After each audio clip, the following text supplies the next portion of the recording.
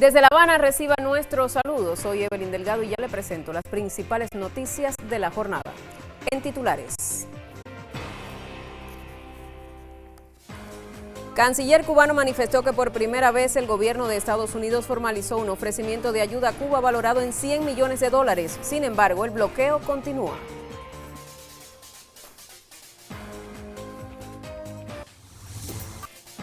Tensa situación en el sistema electroenergético nacional, aumenta los cortes eléctricos en la isla.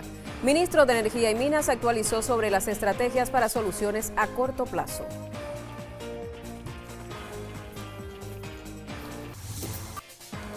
Cuba participa en su condición de socio en reunión de ministros de Relaciones Exteriores del Grupo BRICS.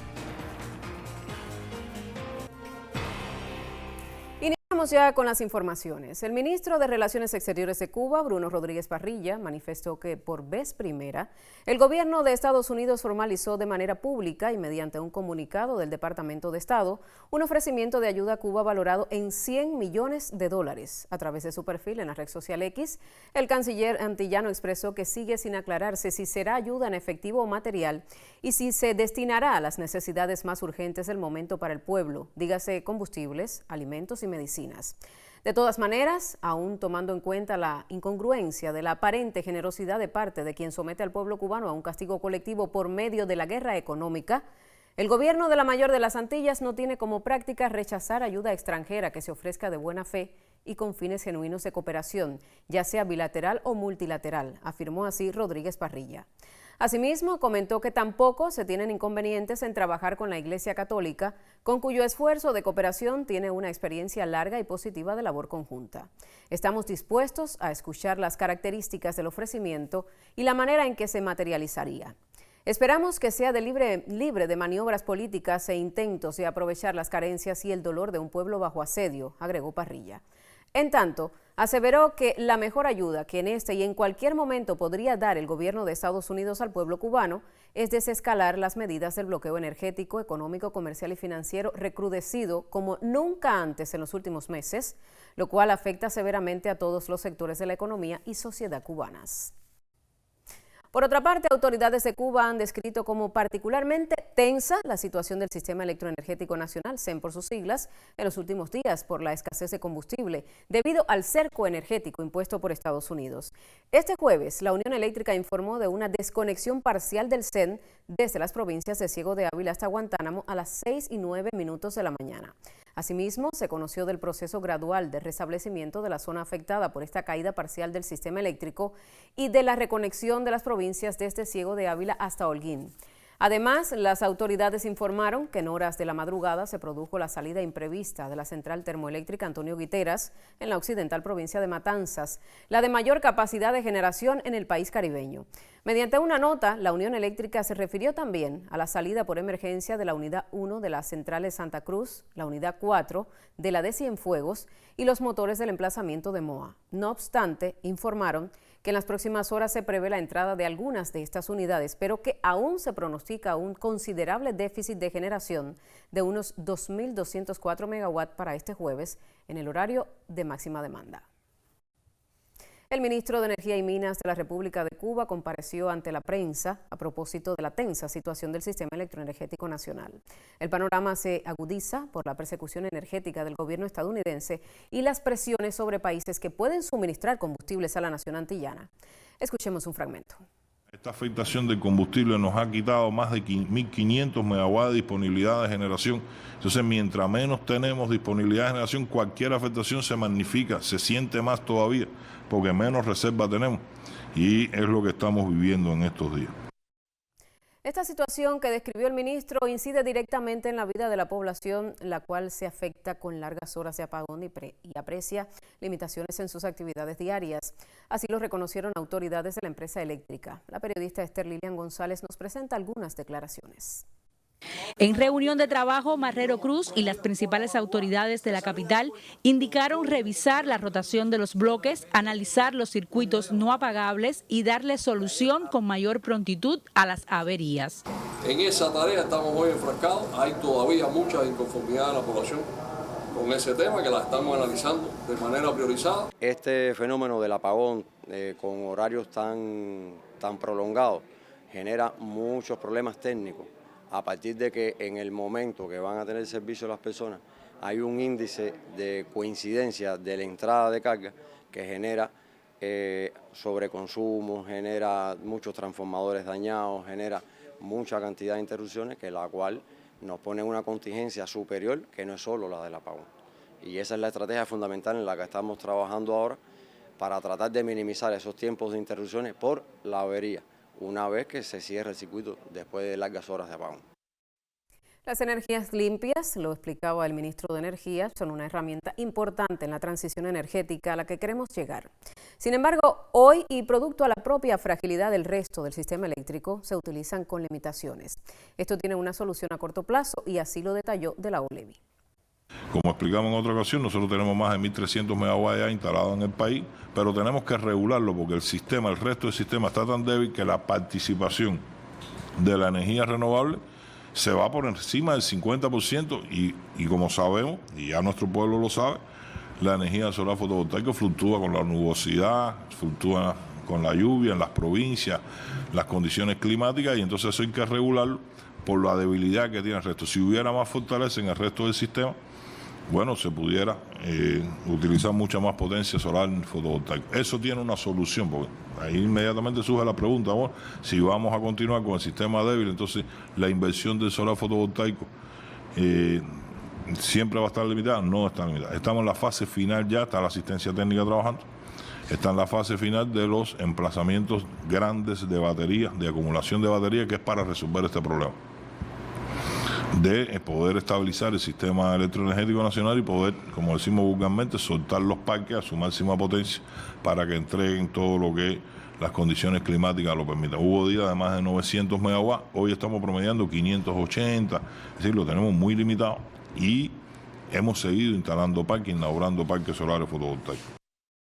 Los volúmenes que se deben manejar de combustible para la generación de electricidad en Cuba rondan los millones de toneladas. Esa suma incluye crudo, fuel y diésel, productos de los que el país no tiene absolutamente nada, subrayó el ministro. En medio de este panorama se sigue trabajando para construir una solución sostenible. Esta incluye el aprovechamiento del crudo nacional, la biomasa forestal, biodigestores, molinos de viento y pequeños aprovechamientos hidráulicos. La situación es muy tensa. El calor sigue aumentando. El efecto del bloqueo sí nos está haciendo mucho daño. Seguimos sin recibir combustible, que no tenemos absolutamente nada de fuel. De diésel, que no tenemos absolutamente nada de diésel, estoy siendo repetitivo. Lo único que tenemos es gas, acompañante de nuestros pozos, que sí ha crecido la producción, y el crudo nacional. Y seguiremos bloqueados, pero seguiremos resistiendo. Y seguiremos encontrando soluciones, seguiremos buscando alternativas propias, nacionales, con nuestros recursos, como se ha ido demostrando, como han ido demostrando nuestros compañeros de CUPE, como han ido demostrando nuestros compañeros de la Unión Eléctrica, y en eso se basa la transición energética.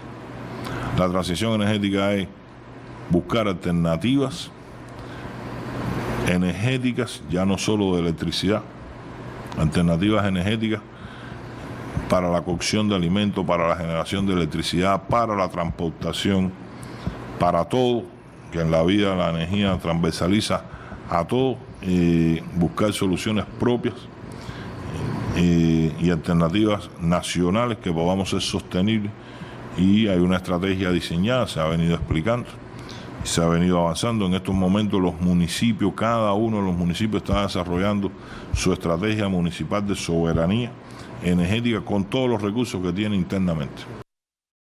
En próximas emisiones de Cuba Noticias continuaremos actualizando sobre la situación electroenergética de Cuba. Ahora hacemos una pausa y a la vuelta contamos noticias del panorama internacional. Quédese con nosotros.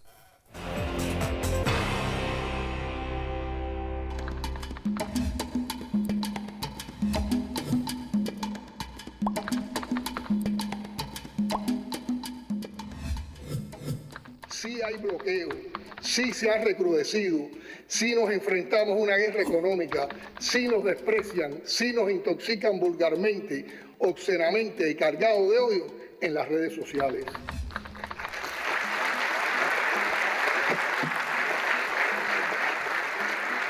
Pero contamos también, y es lo más importante, como un pueblo heroico y digno.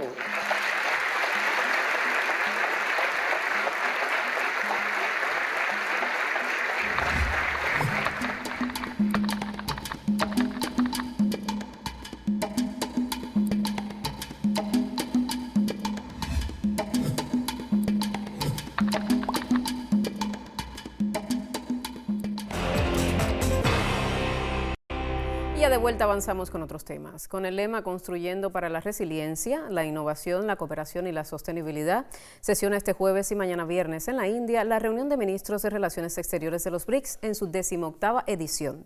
En el encuentro participa Cuba en calidad de país socio del grupo intergubernamental.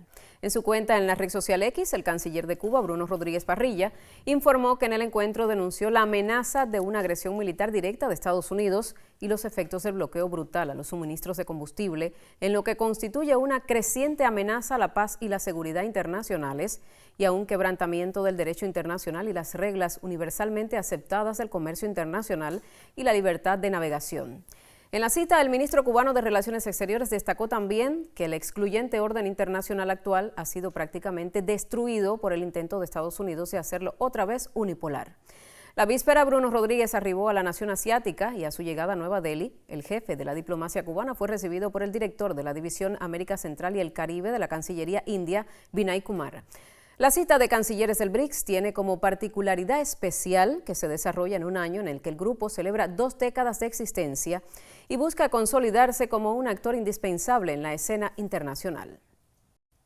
También le informamos que 32 congresistas de Estados Unidos, encabezados por la demócrata Delia Ramírez, exigieron al gobierno de Donald Trump que abandone planes de acción militar contra Cuba y ponga fin al uso de la base naval en territorio ocupado en Guantánamo para detener inmigrantes. En carta abierta advirtieron que cualquier acción militar sería ilegal, profundamente desestabilizadora y catastrófica para la población cubana, además de incrementar el desplazamiento, exacerbar el sufrimiento masivo y socavar los intereses estadounidenses en la región.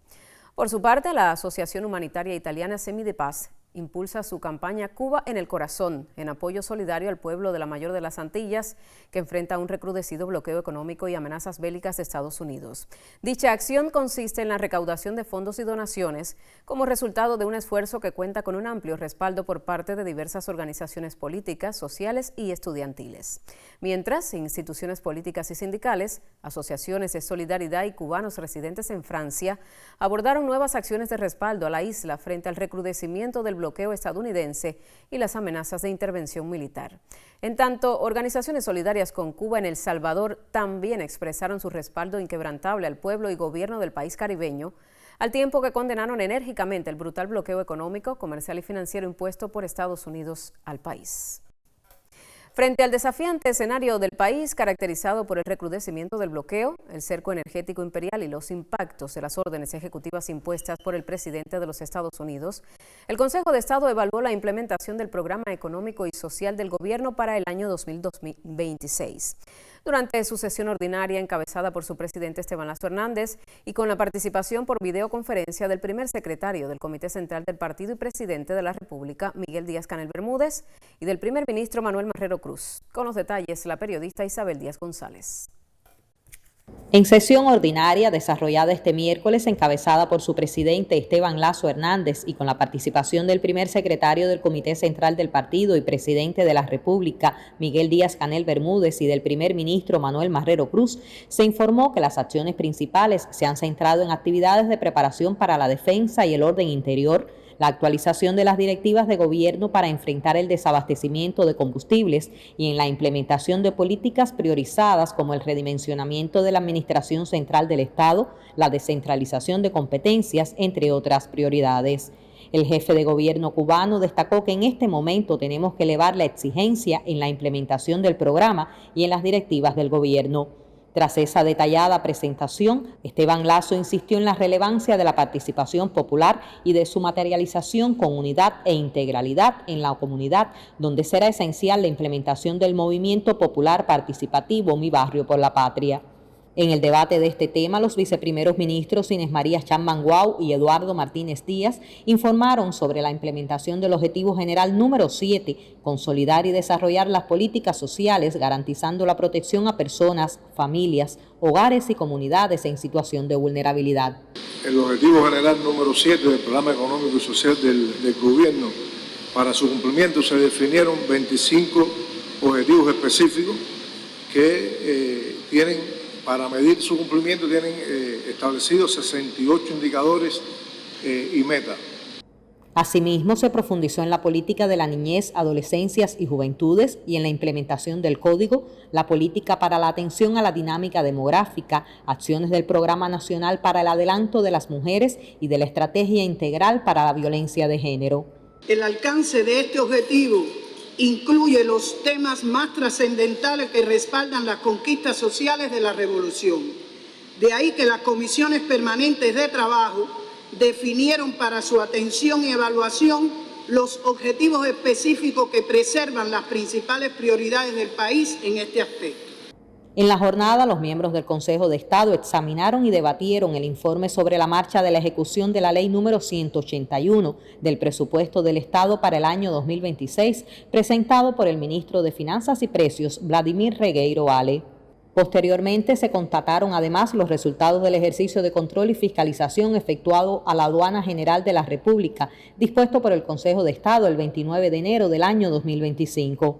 Se desarrollaron intercambios en 8 provincias del país, con la participación de 40 diputados, se visitaron 24 entidades, logrando interactuar con aproximadamente 10.630 personas, entre trabajadores, técnicos, expertos y población en general. Por último, el Consejo de Estado aprobó el Decreto Ley de Petróleo y Gas, el cual tiene por objeto establecer el régimen jurídico de las actividades petroleras que comprenden la exploración, explotación, refinación, transportación, almacenamiento y comercialización del petróleo, el gas y los productos derivados, tanto en zonas terrestres como debajo del lecho marítimo, correspondiente a la plataforma continental y la zona económica exclusiva de la República de Cuba, con el fin de garantizar la producción y el uso eficiente, sostenible y seguro de estos recursos, contribuyendo entonces al logro de la soberanía energética del país. Isabel Díaz González, Cubavisión Internacional. Y llega el momento en esta emisión de conocer lo que acontece en el mundo de los deportes. Hoy con Miguel Ángel Cruz, que está listo ya para informarnos. Adelante.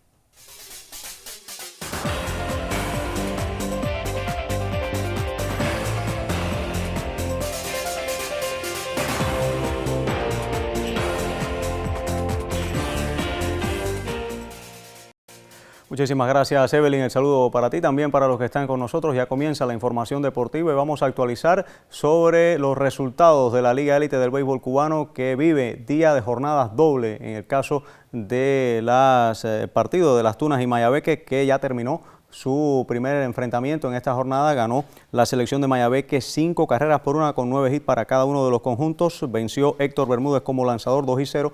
Perdió Islay Sotolongo y jonroneó Alexander Pozo. Así que llega Mayabeque a su tercera victoria. Ya en el segundo partido están jugando estas dos escuadras a la altura del cuarto inning, parte baja.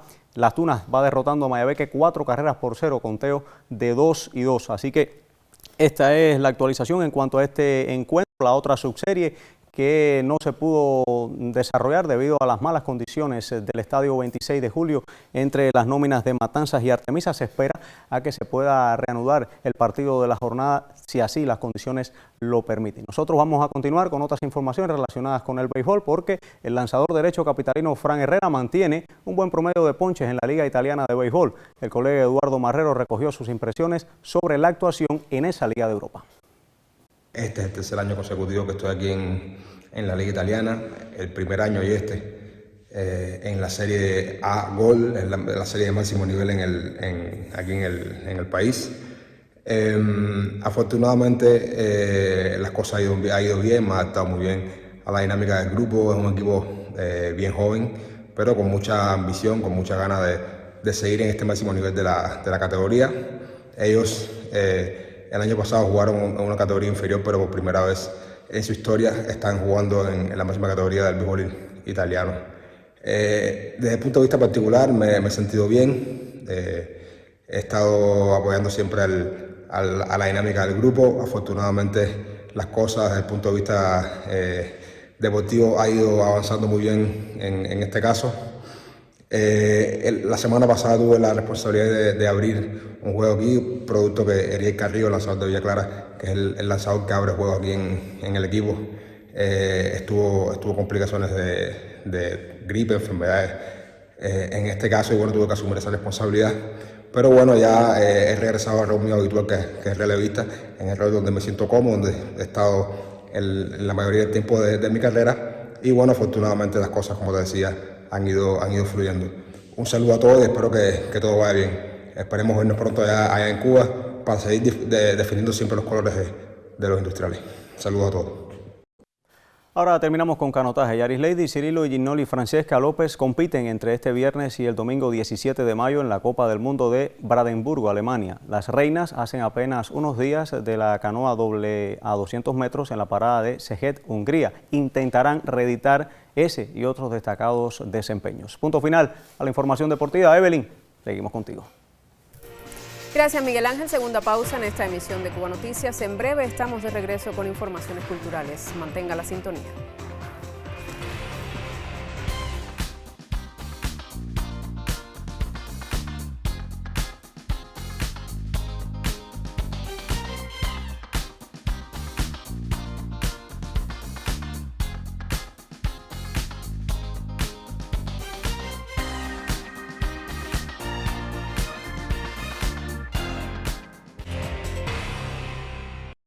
Informaciones culturales en esta emisión con la colega Melissa Mavis de Bardet. Adelante. Gracias, Evelyn. El saludo para ti y, por supuesto, para quienes nos acompañan en esta emisión para informarse siempre sobre el acontecer cultural cubano. Iniciamos ya con las informaciones y a propósito del aniversario 65 del primer retrato que el pintor y escultor ecuatoriano Osvaldo Guayasamín realizara al comandante en jefe Fidel Castro Ruz el 6 de mayo de 1961, se realizó en la capitalina sede del Instituto Cubano de Amistad con los Pueblos una actividad en homenaje a la fecha. Tenemos detalles en nuestro segmento cultural, veamos. Nunca vi a alguien moverse a tal velocidad, mezclar pinturas que venían en tubos de aluminio con pasta de dientes, revolver, añadir líquidos, mirar persistentes con ojos de águila, dar brochazos a diestra y siniestra sobre un lienzo en lo que dura un relámpago, y volver sus ojos sobre el asombrado objeto viviente de su febril actividad. Así describió Fidel Castro Ruz ese famoso encuentro donde posó por primera vez para el pintor y escultor Osvaldo Guayasamín. Con la proyección del material audiovisual Profeta del Porvenir, inició la conmemoración por el 65 aniversario del primer retrato que el artista ecuatoriano realizara al comandante en jefe aquel sábado 6 de mayo de 1961. Organizada por el Instituto Cubano de Amistad con los Pueblos, ICAP, la Unión de Escritores y Artistas de Cuba y la Oficina del Historiador de La Habana, la cita que tuvo por sede la terraza interior del ICAP evocó desde el mismo escenario de aquella noche histórica el instante en que el pincel del ecuatoriano inmortalizó la mirada del revolucionario cubano, fundando un símbolo de hermandad latinoamericana que perdura hasta hoy. Bajo el título Osvaldo Guayasamín, gladiador de la dignidad humana, el encuentro permitió a intelectuales, artistas, miembros del movimiento solidario, así como otras personalidades del mundo cultural, intercambiar experiencias y compartir anécdotas, lecturas y música en homenaje al legado de Osvaldo Guayasamín, fallecido en 1999, y a su inagotable defensa de los derechos humanos. Más que una imagen, este retrato se convirtió en una fuente histórica que refleja la complicidad entre dos hombres que creyeron en la justicia social, como bien expresaron los moderadores del emotivo espacio. Este acto nos convoca no solo a recordar una obra, sino a celebrar un vínculo humano, artístico y espiritual, que marcó a dos figuras esenciales de nuestra historia continental. La Casa Museo Osvaldo Guayasamín, este mueble colonial situado en el corazón histórico de la ciudad, nació precisamente de esa cercanía. Que Guayasamín, desde el ataque al cuartel Moncada, sintió una profunda simpatía por el movimiento revolucionario liderado por Fidel. Con este encuentro, que se despidió al compás del grupo de ensamble de viento Nueva Camerata, Cuba refrenda una vez más su admiración por un creador que supo convertir el pincel en arma, la pintura en trinchera y la amistad en bandera. Así despedimos el segmento cultural aquí en Cuba Noticias. Gracias por su atención, siempre es un placer informarle. Gracias a ti, Melissa, y con las informaciones culturales concluye esta emisión de Cuba Noticias. Otras informaciones en próximos espacios también en las plataformas digitales. Tenga presente que estamos en Facebook, X y YouTube. Gracias por la sintonía.